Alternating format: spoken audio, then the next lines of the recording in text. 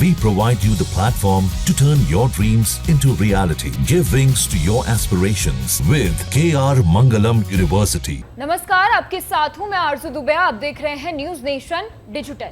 This video is co-powered by KR Mangalam university.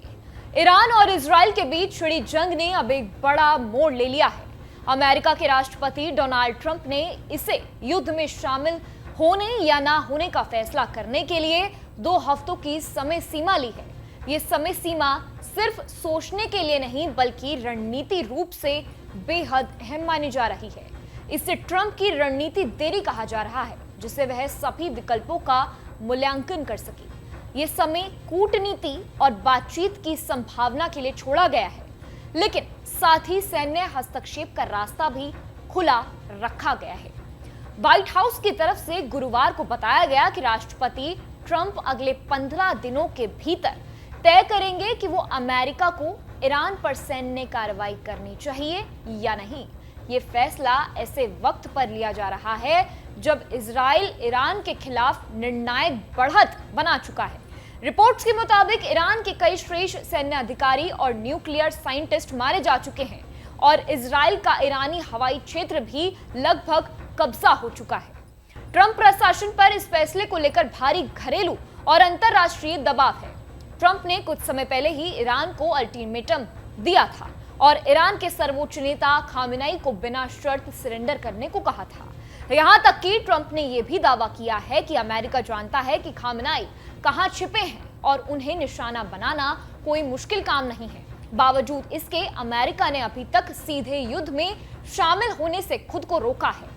अब सवाल उठता है कि ट्रंप ने 2 हफ्तों की मोहलत आखिर क्यों ली है।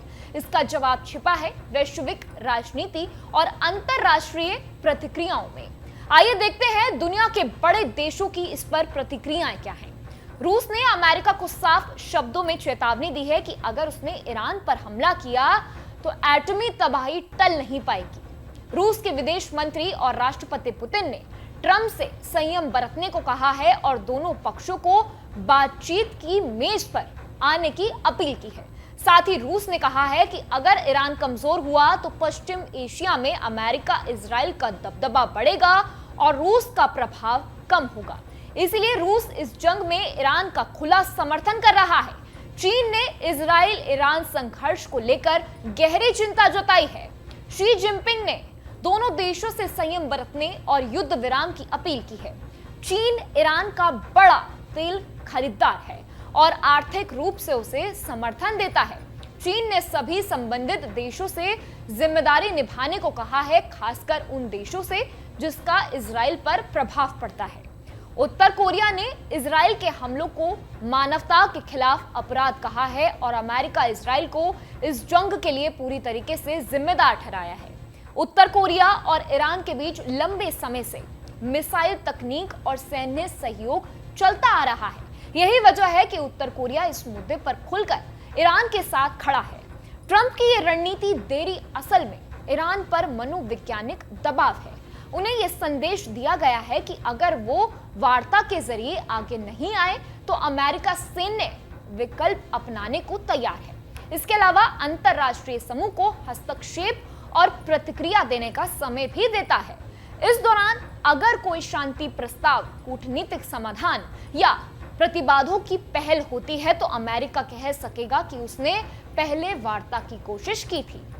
ये 2 हफ्ते इजराइल के लिए भी संकेत है कि अमेरिका अभी सीधे जंग में कूदने वाला नहीं है। साथ ही अगर हालात ज्यादा बिगड़ते हैं तो ट्रंप के पास युद्ध में उतरने का जनरल कॉन्फ्रेंस भी तैयार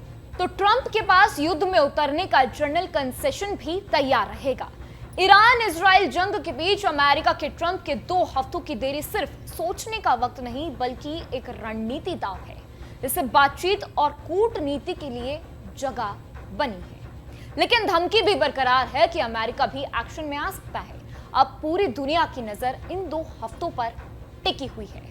आपकी क्या राय है इस खबर पर कमेंट बॉक्स में कमेंट करके जरूर बताएं और बाकी तमाम खबरों के लिए देखते रहिए न्यूज नेशन डिजिटल। जहां भक्ति है हर शब्द में, कथाओं में छुपे हैं दिव्य रहस्य और ज्योतिष देता है जीवन को दिशा। धर्म से जुड़ी हर बातों को जानने के लिए हमारे चैनल स्तुति को सब्सक्राइब करें।